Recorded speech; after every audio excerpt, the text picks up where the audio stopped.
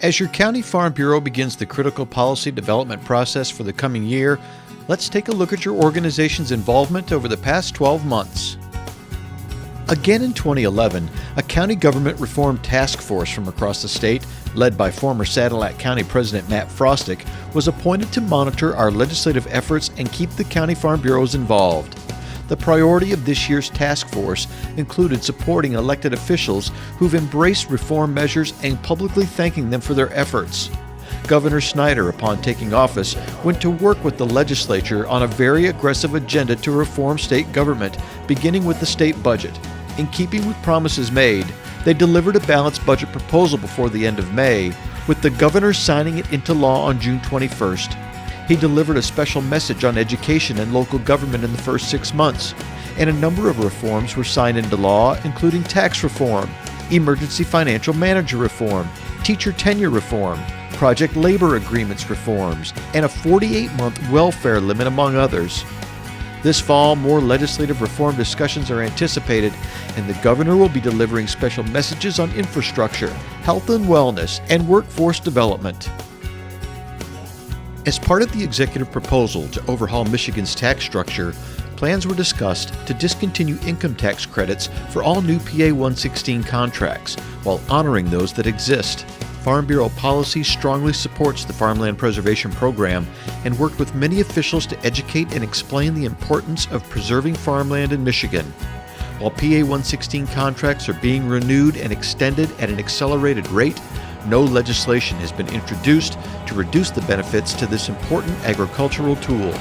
In fact, House Bill 4666, sponsored by Representative Andrea LaFontaine, was signed into law, which would provide some short-term as well as long-term funding sources for the administration of the program, and if revenues are up enough, could even allow the state to partner with local communities in their farmland preservation efforts.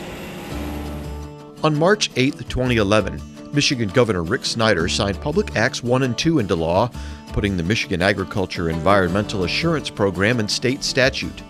Leading up to the bill signings, hearings in front of both House and Senate Ag committees were held, with the legislation receiving strong support with swift passage in both chambers. Since MEAP's inception in 1999, approximately 1,000 farms have been verified, with another 10,000 well on their way. The goal is for a 500% increase by 2015, which would represent 80% of the land base involved in production agriculture. Learn more about what it takes to get your farm MEAP verified by logging on to meap.org. Until July of this year, wheat farmers in Michigan have not had the benefit of an organization solely dedicated to addressing the specific needs of their commodity.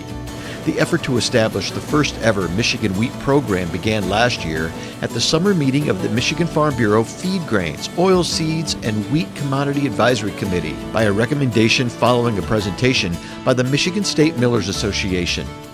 The recommendation called for Michigan Farm Bureau to initiate a petition drive to determine farmer interest in developing a wheat program under Michigan Public Act 232, the Agricultural Commodities Marketing Act. In November, an ad hoc group of farmers and interested industry representatives established a timeline calling for a producer referendum on the proposed program be conducted the last 2 weeks of June 2011.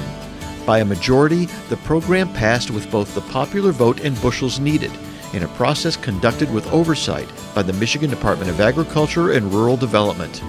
Thanks to the efforts of Farm Bureau members, the wheat farmers now have an organization, funded and administered by growers, to focus on the major challenges and opportunities facing their industry.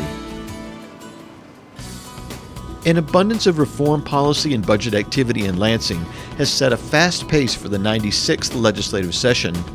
We've challenged our Friends of Agriculture-endorsed legislators to take tough votes and be as informed as possible when making these difficult decisions affecting the ag industry and beyond. County Farm Bureaus have recognized these efforts by placing personal phone calls, writing positive letters to the editor, or simply writing letters of thanks.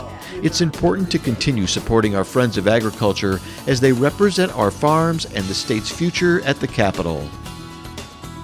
Who's the original entrepreneur? The farmer. And talk about being a tough entrepreneur. But we need ways to foster and support that spirit.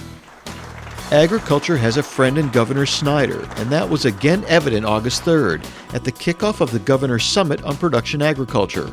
The summit, underwritten by Michigan State University, Michigan Department of Agriculture and Rural Development, and Michigan Farm Bureau, was conducted in response to new legislative language added to the state budget for Michigan State University Extension and Research, calling for an annual gathering of production agriculture stakeholders to establish industry priorities.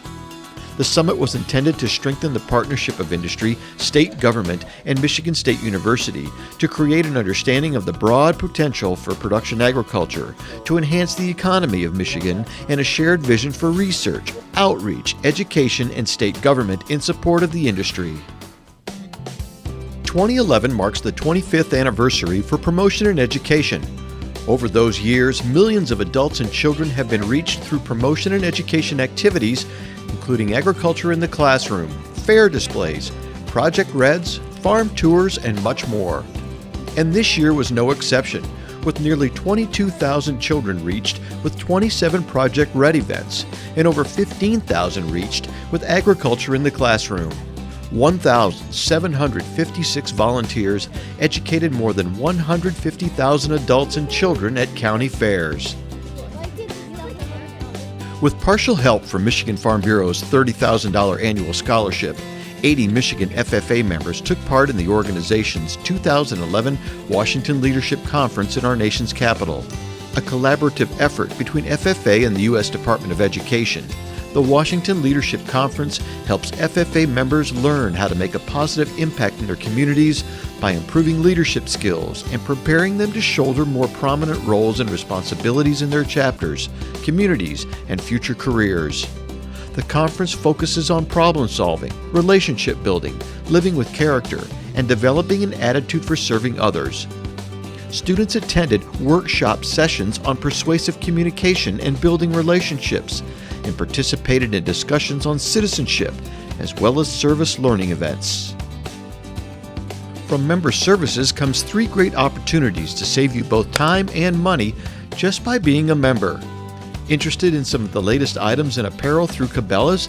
Farm Bureau offers members the chance to save on logoed items with Cabela's merchandise program. And the Ford Motor Company has also extended their $500 savings again this year to members interested in purchasing or leasing one of Ford's extensive lineup of fuel-efficient vehicles. If you're tired of having to worry about payroll and making sure your employees are paid on time, check out our new payroll service through BenePay with exclusive packages and savings just for members. For more information on these and other member services, contact the Member Services Department or visit us online. In July, Michigan Farm Bureau launched a statewide policy kickoff event at the Lansing Center with a live webcast that was fed simultaneously to 4 additional satellite locations around the state. This was an opportunity to formally start our grassroots policy process with the chance to hear from some top-level experts regarding emerging issues. Members in attendance were briefed on issues such as the federal debt ceiling, Michigan's financial picture and budget, the governor's reform agenda and new outcomes-based dashboards, and our internal focus and priority on government streamlining. And you're about to participate and engage in the next step of the grassroots policy process today at your county annual meeting. Carefully consider the policy recommendations being brought forward by your local PD committee and share your opinions and ideas.